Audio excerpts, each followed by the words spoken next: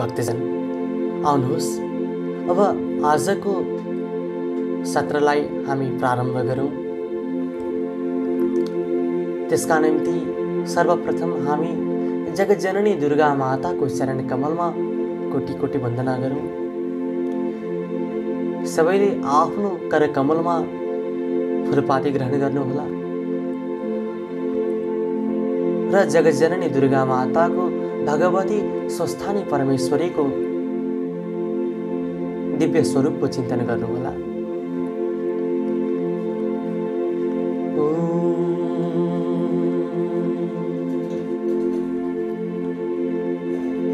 यं ब्रह्मा वरुणेन्द्र रुद्र मरुत स्तुन्वन्ति दिव्यैस्तवैः वेदैः साङ्गपदक्रमोपनिषदैः गायन्ति यं सामगाः। ध्यानावस्थित तद्गतेन मनसा पश्यन्ति यं योगिनो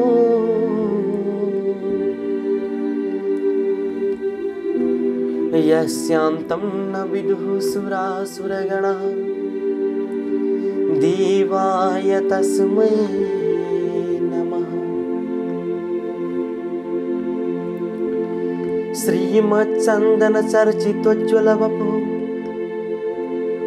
शुक्लाम्बरा मल्लिका मालालङ्कृतकुण्डलप्रविलसन् मुक्तावली शोभिता सर्वज्ञाननिदानपुस्तकधरा रुद्राक्षमालाकरा वाग्देवी वदनाम्बुजे वसतु मे त्रैलोक्यमाता चिरम्। मूकं करोति वाचालं पङ्गुं लङ्घयति यत्कृपातमहं वन्दे परमानन्दमाधवम्। नमो भगवते तस्मै व्यासाय मिततेजसे यस्य प्रसादाद् वक्ष्यामि नारायणकथामिमाम्।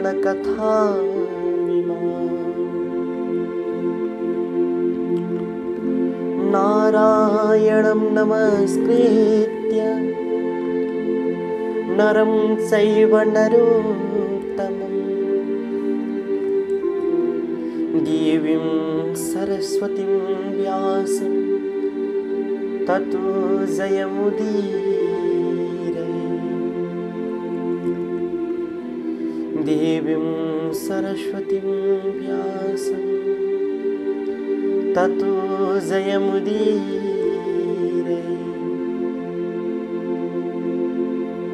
जगज्जननी दुर्गा माता को, श्री स्वस्थानी परमेश्वरी माता को जय। कुमारजी आज्ञा गर्नुहुन्छ, हे अगस्त्य मुनि। एक दिन पार्वतीले बुकुवा धस्ता निस्केको महलले मूर्ति बनाई द्वारमा पाले राखेकी थिइन्। महादेव बाहिरबाट आएर भित्र जान खोज्दा त्यस मूर्तिले जान दिएन र त्यससित युद्ध गरी त्यसको शिर छेदन गरी भित्र जानुभयो। अनि पार्वतीले महादेवसित द्वारमा कोही बसेको थिएन भनी सोधिन् र महादेवले त्यसको त मैले शिर छेदन गरेर आएँ भन्नुभयो। अनि पार्वतीले त्यो त मेरो पुत्र हो, किन शिर छेदन गर्नुभयो भनी पुत्र भावले स्नेह र शोक गर्न लागिन्। अनि महादेवले हे पार्वती, मैले थाहा नपाएर त्यस्तो गर्ने, बचाइदिन्छु भने सम्पूर्ण आफ्ना गणहरूलाई डाकी, हे गण हो, चारै दिशामा गई पहिले जे भेट्दछौ त्यसैको शिर छेदन गरेर आओ र त्यस शिरलाई मेरो सामु उपस्थित गराओ। यस प्रकार आज्ञा दिँदै चन्द्रबाण दिएर पठाउनुभयो। गणहरू जो आज्ञा भनेर चारै दिशामा हेर्दै जाँदा निकै बेरपछि एउटा हात्ती फेला पारेर महादेवको आज्ञा अनुसार चन्द्रबाण प्रहार गरे। त्यो बाण गएर हात्तीको गर्दनमा लागेर शिरछेदन भयो र एउटा मात्र दाँत भएको अग्लो र राम्रो थियो। त्यस्तो हात्तीको शिर लगेर महादेवको अगाडि राखिदिए अनि हामीले यही पायौँ भनी बिन्ती गरे। तब श्री महादेवले हात्तीको शिर मृत मूर्तिमा जोडेर जीवित पारिदिए। त्यही मूर्तिको नाम गणेश भई पार्वती पुत्र कहलाए। त्यसपछि महादेवले पार्वतीसित मात्र भुलेर भित्र नै रहन लागे। महादेव बिना यो ब्रह्माण्ड संसारको रक्षा कसरी होला? अतः यस्तो विचार गरेर इन्द्रले अग्निलाई ढाकेर, हे अग्नि, तिमी गएर महादेवलाई बाहिर ल्याउने काम गर भनी अग्निलाई हराए। इन्द्रको वचन सुनि अग्निले हवस भने कैलाश पर्वतमा गएर भित्र जान लाग्दा द्वारपालले जान दिएन र वायु रूप भई ताल छिराउने पालबाट भित्र पसेर भिक्षुक रूप भई महादेव पार्वती एकान्त गरिरहेको स्थानमा पुगे। त्यस्तो किसिमले भित्र आएका अग्निलाई देखेर महादेव रिसाई भस्म गर्न लाग्नुभयो। तब जगतमाता पार्वतीलाई दया लाग्यो र बिन्ती गरिन्, हे नाथ, भिक्षा माग्न आएका भिक्षुकलाई भस्म पार्नु अनुचित हो। नजानेर आएछन्, बरु केही दिउँ र जाउनु भनिन्। अनि महादेवले आफ्नो हातमा वीर्य थापेर लौ भिक्षाले भनेर दिनुभयो। अग्निले पनि त्यो वीर्य निलिदिए। शिवको अमुक वीर्यले अग्निलाई गर्व रह्यो र अग्नि डराई यो अनर्थ हुन लाग्यो भने त्यहाँबाट गङ्गाको किनारमा गएर कुसको झाङमा उकेलिदिए। त्यो वीर्य आगो बले झैँ बलिरहेको थियो। सप्त पत्नीहरू गङ्गा स्नान गरेर फर्केर आगो बलेको देखेर कसले आगो बालेर गएछ, ताप्न जाउँ भनेर गए। एउटीले चाहिँ अर्काले बालेको आगो ताप्नु हुँदैन भने गएनन्। 6 जना आगो तापेर घर गए। ती आगो ताप्ने जतिलाई गर्व रह्यो र ऋषिले थाहा पाए तिमीहरूलाई कसरी गर्व रह्यो भनी सोधे। ऋषि पत्नीहरूले केही उत्तर दिन सकेनन् र ऋषिलाई श्राप दिए। अनि ती ऋषि पत्नीहरूले त्यो वीर्य गङ्गामा उकेली आकाशमा गएर षड्कृतिकाको तारा भइरहे। त्यही वीर्यबाट षड्वक्त्र अर्थात् 6 मुख भएका कुमार उत्पन्न भएर गङ्गाका पुत्र भई श्री महादेव कहाँ कैलाशमै रहे। उसपछि कुनै दिन महादेवले गणेश र कुमार दुवैलाई डाकेर आज्ञा भयो, हे गणेश, हे कुमार, तिमी दुवैजना गएर सुमेरु पर्वतको परिक्रमा गरेर आओ। जो पहिले आउला त्यसलाई वरदान दिनेछु। यदि श्री महादेवको आज्ञा सुनि कुमार मयूरमा चढेर सुमेरु परिक्रमा गर्न हिँडे। कुमार हिँडेको देखेर गणेश ती अब कसो गरौँ भन्दै आफ्नो वाहन मुसो छेउ गएर मुसोले गणेशलाई चिन्तित देखेर, हे विनायक, किन चिन्तित हुनुभयो? के आपत आइपर्यो भनी सोधी। अनि विनायकले भने, सुमेरु पर्वत परिक्रमा गरेर आओ भनी महादेवले आज्ञा भएको र कुमार हिँडिसकेको सारा कुरा सुनाइसके। अब कसो गरौँ त? त्यस्तो म यस्तो लामो सुनवाला र ठुलो पेटवाला म हिँड्नै सक्दिनँ। यदि विनायकले भनेको सुनि मुसो भन्दछ, हे गणेशजी, तपाईँलाई म केही ज्ञान दिन्छु, सुन्नुहोस्। महादेव पार्वती र गङ्गा तिनै जना बसेको स्थानमा गएर अञ्जली जोडेर, हे माता पिता, मेरा सुमेरु पर्वत पनि हजुर, सम्पूर्ण ब्रह्माण्ड पनि हजुर, सम्पूर्ण देवताका देवता पनि हजुर भनी 3 प्रदक्षिणा गरेर दण्डवत गर्नुहोस्। अनि हजुरलाई अवश्य वरदान प्राप्त हुनेछ। आफ्नो वाहनको अर्थी मानेर गणेशजीले त्यसै गरे। अनि महादेव प्रसन्न भएर, हे गणेश, तिमी धन्य रहेछौ, वरदान ल्याऊ। स्वर्ग मर्त्य पाताल तिनै लोकमा कसैले पनि कुनै काम तिम्रो पूजा नगरेर गर्यो भने सिद्ध हुने छैन। यस्तो वरदान दिनुभयो। उता सुमेरु परिक्रमा गर्न गएका कुमार आइपुगेनन् र गङ्गाले महादेवसित बिन्ती गरिन्, हे जगदीश्वर, गणेशले वरदान पाए तर मेरा पुत्र कुमार अझै आइपुगेन।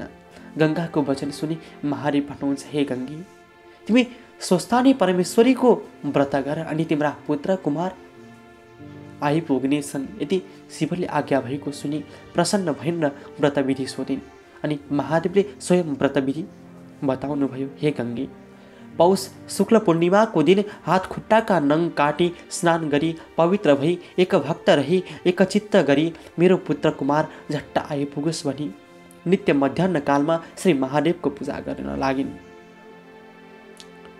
महिना दिन भयो र माघ शुक्ल पूर्णिमाको दिन अष्टोत्तर 100 रोटी, अष्टोत्तर 100 बेलीपुष्प, अष्टोत्तर 100 अक्षता, अष्टोत्तर 100 पान, अष्टोत्तर 100 गुडका सुपारी र पञ्चामृत वस्त्र, फलफुल, धूप, नैवेद्य आदि समस्त वस्तु तयार पारेर आरसीमा ओमकार लेखी स्वस्थानी परमेश्वरीको पूजा गरेन् र अर्घ्य दिई स्तुति गरिसकेर प्रसाद झिक्न लाग्दा स्वस्थानी परमेश्वरीको व्रतको प्रभावले कुमार आइपुगे। अनि गङ्गाले धन्य श्री स्वस्थानी परमेश्वरी भनी आफ्ना पुत्रलाई प्रसाद र आशीर्वाद दिइन्। अनि कुमारले महादेव कहाँ गई बिन्ती गरे, हे पिता, म पनि वरदान पाऊँ। अनि महादेवले आज्ञा भयो, हे कुमार, स्वर्ग मर्त्य पाताल तिनै लोकमा कसैले केही काम गर्दा तिम्रो पूजा नगरेर त्यो कार्य गर्यो भने त्यो कार्य सिद्ध नहोस् भनी वरदान दिनुभयो। यदि कथा सुनिसकी अगस्त्य मुनि बिन्ती गर्दछन्, हे कुमार, तारकासुर दैत्यले कसको तपस्या गरेर वरदान पाई अमरावती समेत लिए, फेरि त्यसलाई कसले र कसरी मारेर इन्द्रले अमरावती प्राप्त गरे, यो वृत्तान्त आज्ञा गर्नुहोस्। यदि अगस्त्य मुनिको बिन्ती सुनि कुमारजी आज्ञा गर्नुहुन्छ, हे मुनि, कश्यप ऋषिको पुत्र तारकासुर एक दिन दुग्ध प्रभा तीर्थमा स्नान गर्न गएको थियो। त्यही पेची मुनिले तपस्या गरेको देखेर उसलाई पनि तपस्या गर्न मन लाग्यो र पेची मुनिसँग सोधे, हे मुनीश्वर, तिमीले तपस्या गरेको देख्दा मलाई पनि तपस्या गर्न मन लाग्यो, अतः कसरी गर्ने हो?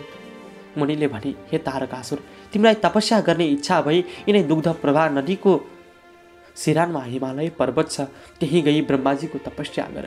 मुनिको उपदेश सुनि त्यतैबाट सरासर हिमालय पर्वत पुगी ठुलो कष्ट सहेर 1000 वर्षसम्म ब्रह्माको तप र आराधना गर्यो। अनि ब्रह्माजी प्रसन्न भएर सामुन्य आई आज्ञा गर्नुभयो, हे तारकासुर, तिम्रो तपस्याले म प्रसन्न भएको छु, तिमी वरदान माग। अनि तारकासुरले ब्रह्मालाई दण्डवत प्रणाम गरी बिन्ती चढायो, हे ब्रह्मन, हजुरले सृष्टि गरेका 5 वर्ष नागिसकेका कुनै पनि प्राणी मलाई सङ्ग्राममा मार्न नसकुन्, फेरि जसले मेरो शिर भूमिमा खसाल्ला त्यसको पनि तत्काल शिर फुटेर जाला, फेरि म समस्त देवतालाई जित्न समर्थ हुँ। यस्तो भन्दा ब्रह्माजी तथास्तु भनी त्यहाँबाट अन्तर्धान हुनुभयो। त्यसपछि तारकासुर उन्मत्त भएर कसैलाई तृण बराबर पनि नठाने अनेक दानव साथ लिई अमरावती गयो। त्यसरी सैन्यसहित तारकासुर आएको देखि देवराज इन्द्र रिसाई सकल देवता साथमा लिई आफ्ना शस्त्रास्त्र लिई सङ्ग्राममा अघि सरे। दुवै पक्षको भयङ्कर युद्ध हुँदा देवताहरूले तारकासुरका कोटी कोटी सैन्य मारिदिए। आफ्ना सेना त्यसरी नाश भएको देखि तारकासुरले आफ्ना गुरु शुक्राचार्यलाई बिन्ती गर्यो, हे गुरु, देवताहरूले मेरा कोटी कोटी सेना मारिसके, अब के कसो उपाय गरौँ? अब हजुरले हाम्रो उद्धार गर्नु पर्यो। तारकासुरको त्यस्तो प्रार्थना सुनि शुक्राचार्यले सञ्जीवनी विद्याको प्रयोग गरिएर जल छर्किदिनासाथ मरेका सम्पूर्ण दैत्य सैन्य पुनश्च जीवित भएर फेरि युद्धमा अघि सरे। त्यसरी आफूले मारिसकेका दैत्यहरू फेरि शुक्राचार्यले बचाइदिएको देखि इन्द्र रिसाई ऐरावत हात्तीमा चढेर वज्र प्रहार गरे। यसरी देवता र दैत्यको 10,000 वर्षसम्म घोर युद्ध भयो। त्यसमा दुवै पक्षका कोटी कोटी सेनाको संहार भयो। दैत्यहरू मरे पनि शुक्राचार्यले बचाइदिने र देवताहरू मरेको मरै हुने भएर इन्द्र समेत समस्त देवता हार माने स्वर्गबाट भागी गुरु बृहस्पति कहाँ गएर सङ्ग्रामको सब स्थिति बताए। अनि गुरु बृहस्पतिले भने, हे सूर्यराज, यस सङ्ग्राममा तिम्रो विजय हुन सक्दैन, किनकि तारकासुर दैत्यले 1000 वर्षसम्म कठोर तप गर्दा ब्रह्माजी प्रसन्न भई मैले सृष्टि गरेका 5 वर्ष नागेका प्राणीले मार्न सक्ने छैनन्, यस्तो वर दिनुभयो। अतः तिमीहरू महादेवका शरणमा जाऊ भन्दा देवताहरू त्यहाँबाट आई मर्त्य मण्डलको मृगस्थलीमा लुकेर बसेका थिए। देवताहरू भागेपछि तारकासुर तिनै लोक राज्य भोगी सुखपूर्वक रहेका थिए। हे मुनि, अमरावतीबाट लखेटिएका सुरेन्द्र धेरै कालसम्म त्यही लुकिरहे। पछि एक दिन समस्त देवतालाई डाकेर भने, हे देवता हो, पापिष्ट तारकासुरले अमरावती खोसेर हामीलाई दुःख दिएको धेरै समय भइसक्यो। अब त्यसको संहार गरेर फेरि अमरावती लिनु पर्दछ। त्यो कसरी भने महादेवका कुमार र गणेश दुई पुत्र भएका छन्। तिनले हाम्रो शत्रु तारकासुरलाई अवश्य मारिदिनेछन्। अब कैलाशमा महादेवसित आफ्नो दुःख बिन्ती गरौँ।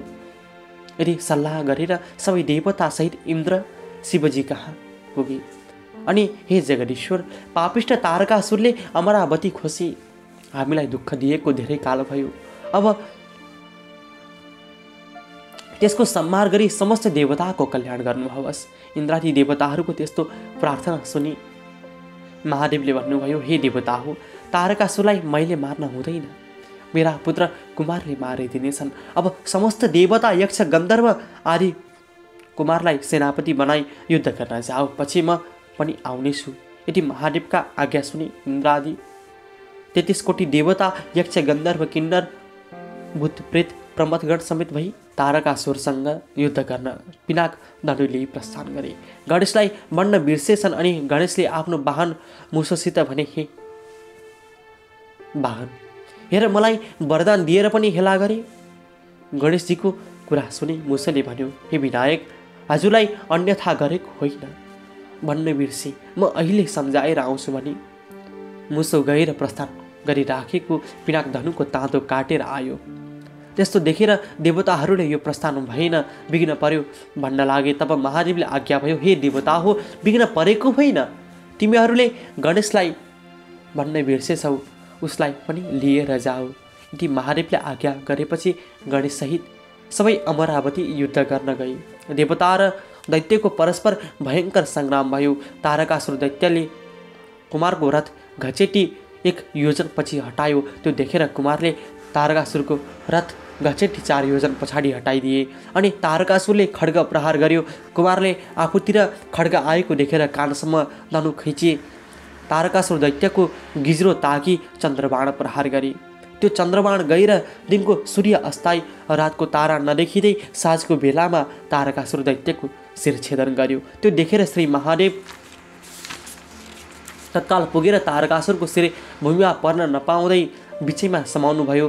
गिड युद्ध भूमिमा ढल्यो। त्यसरी तारकासुर मरेको देखेर अरू दैत्यहरू सङ्ग्रामबाट भागेर आफ्नो प्राण रक्षा गरे अनि समस्त देवताहरूले धन्य धन्य कुमार भनी उनको गुणगान गर्दै कैलाश पुगे। उहाँ इन्द्रले बिन्ती गरे, हे ईश्वर, हजुरको कृपाले शत्रुको संहार गर्न समर्थ भयौँ। अब आज्ञा पाए अमरावती जाने थियौँ। यदि देवेन्द्रको प्रार्थना सुनि महादेवले तिम्रो राज्य निष्कण्टक होस् भनी बिदा दिनुभयो र इन्द्रादि देवताहरू श्री महादेवलाई साष्टाङ्ग दण्डवत प्रणाम गरी अमरावती गएर सानन्द राज्य भोग गर्दा भई। ओम श्री स्कन्द पुराणे केदारखण्डे माघ महात्म्ये कुमार अगस्त्य संवारे श्री स्वस्थाने परमेश्वर्या व्रत कथायां तारकासुर दैत्य वध वर्णनम नाम 15। भक्तजन, इस प्रकार आजको कथा प्रसङ्गलाई हामी यही बिट मार्छौँ। आगामी दिनहरूमा पनि भगवती स्वस्थानी परमेश्वरीका अनेक विभिन्न लीलाहरू बारे कथा प्रसङ्ग श्रवण गरि नै छौँ। आउनुहोस्, सबैले आफ्नो कार्यकमलमा फुलपाती लिनुहोला र मनमा भगवती स्वस्थानी परमेश्वरीको दिव्य स्वरूपको चिन्तन गर्नुहोला। उपनयतु मङ्गलं वः सकल जगन् मङ्गलालय श्रीमान् दिनकर किरण निबोधित नवनलिनदलनिभीक्षणः कृष्ण काले वर्षतु पर्जन्यः पृथिवी सस्यशालिनी देशोऽयं क्षोभरहितो ब्राह्मणाः सन्तु निर्भयाः अपुत्राः पुत्रिणः सन्तु पौत्रिणः निर्धनः सधनाः सन्तु जीवन्तु सरदां सतम् तत्रैव गङ्गा यमुना च तत्र गोदावरी सिन्धु सरस्वती च तीर्थानि सर्वाणि वसन्ति तत्र यत्राच्युतोदारकथा प्रसङ्गः या कुन्देन्दुतुषारहारधवला या शुभ्रवस्त्रावृता या वीणावरदण्डमण्डितकरा या श्वेतपद्मासना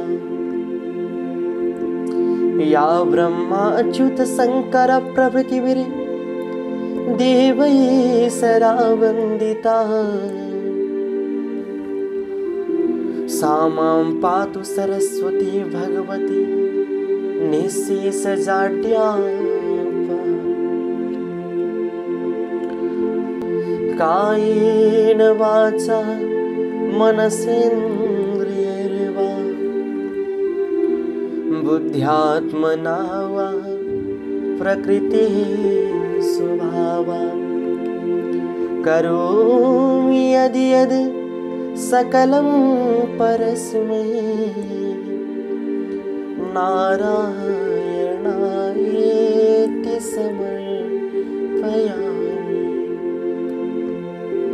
नारायणायेति समर्पयामि।